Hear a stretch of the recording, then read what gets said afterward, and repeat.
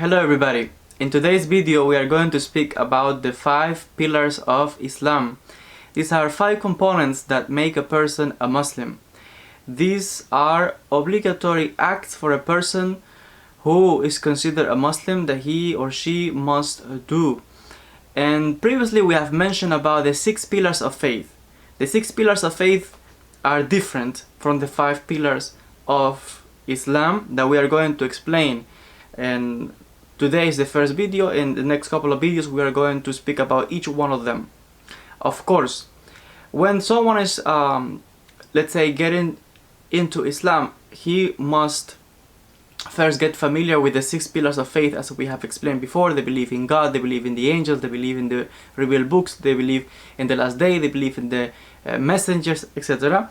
And then there are the 5 pillars that deal with rituals that a Muslim man or a woman must perform. And the first pillar in Islam, in this case how they call them the 5 pillars of Islam, the first one is the attestation of faith, what we call Shahada. Then we have the Salat, the prayer, Zakat, which is the social purifying tax that each Muslim must give. Then we have fasting during the month of Ramadan, which is a holy month in Islam. And then we have Hajj, pilgrimage to Mecca, if the person is able to do it. And regarding the first one, the Shahada, the attestation of faith, this is the one that we are going to discuss in today's video. First of all, this is very important because, as I said before, all individual, you have of course to believe in the things, the 6 pillars of faith that we already explained. But then you deepen your knowledge, and then consciously you take the decision to choose by yourself if you want to become a Muslim or no. And then the Shahada, or the attestation of faith, is the confirmation that you consciously and by yourself decide before 2 witnesses, according to the opinion of some scholars, meaning other 2 Muslims, that you recognize that there is one God, there is no God worthy of worship but Allah, but God, and that Muhammad is his messenger. According to some scholars, you can do this in front of 2 witnesses, other 2 Muslims, like I said, or you don't need any other witness, but you do it by yourself in front of God. This is the opinion of other scholars. The purpose of having 2 witnesses is simply legalistic matters, so someone can confirm that you are actually a Muslim. That's why, according to other scholars, they say if you are in a place that there's no one, there's no community, there's nothing, and you consciously you can confess before God this attestation of faith, as I have just mentioned it, recognizing that there is one God, and as Muhammad as his last messenger.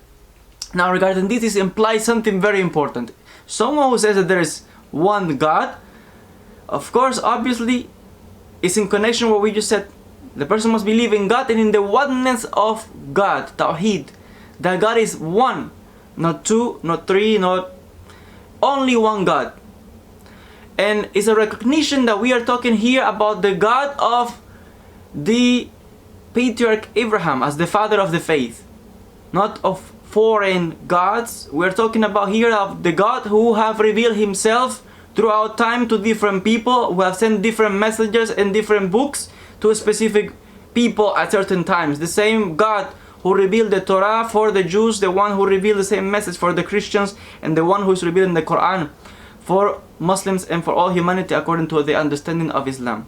We're not talking here about other gods, but one, the only one, that in Arabic is called Allah. And the recognition as Muhammad as as his messenger, the messenger of God, is the recognition according to the understanding of Muslims in Islam that he is the last messenger and there is no other messenger or prophet after him. And therefore, someone who recognizes Muhammad is also recognizing the Quran as the last revelation from God. This is what it implies in these words from the beginning. Look how much and how deep implies someone saying these words. And therefore you have to behave according to what you have just confessed before 2 witnesses or before God. and all the prophetic tradition of what implies the teachings of the Prophet, what we call hadith, and the teachings of the Quran. This is a way or path of living that is the path of living of a Muslim. Someone who submits himself or herself before God. This is so deep, it's so powerful. In the meaning of this just attestation of faith. The first one, that's what we're just discussing right now. Now, there is something very important regarding this that I would like to quote from Professor Ramadan, Tariq Ramadan, in one of his books, when he says the following regarding the Shahada or the attestation of faith. He said, but two dangers lurk. First, a formalism that would reduce acceptance of Islam to the simple fact of its attestation with no regard for its meaning and its implications, as in the formal conversions arranged for purposes of marriage. At the other extreme, minority scholars of some schools of law and jurisprudence take it upon themselves to define who is a Muslim and who is not, by adding conditions such as ritual practice, thus empowering themselves to excommunicate individuals. Once a person has pronounced the attestation of faith and considers her or himself a Muslim, no one has the right to challenge that decision or to exclude or to remove that person from Islam. A religious institution may rule upon actions or words as not conforming to the creed and principles of Islam, but no authority can rule upon faith and the secrets of the heart. And I agree with what he's saying, because it's true that sometimes we hear scholars and people criticizing other Muslims and other individuals because of certain things, certain actions, saying this is not a Muslim, this is a kafir, or this is because he did is no longer a Muslim. Who are you to judge someone and say who is he, who is not? The one who knows the heart is God. When someone fulfills all the requirements and does the Shahada, this person is a Muslim, nothing can change that, ever. Whatever any other individual says that could invalidate this or that is coming with... This is like the danger that we are talking about, that some people add things because this is a way to gain power and to control and to defame other communities or people because of the way they practice is not the way we do, and we do this and we do that, and I follow such school of law and they follow.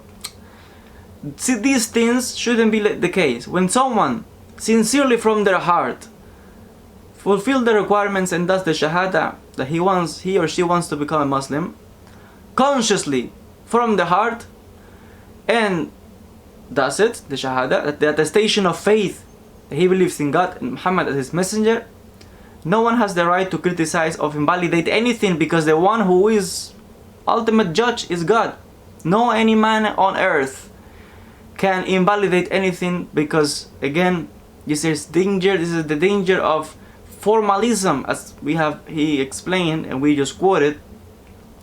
And also, neither Russian people, because it's not a joke, it's not a game to simply go out there trying to convert people without knowledge, any knowledge. You find just someone on the street, oh, so repeat after me, if you repeat this, boom, you are a Muslim. Just what?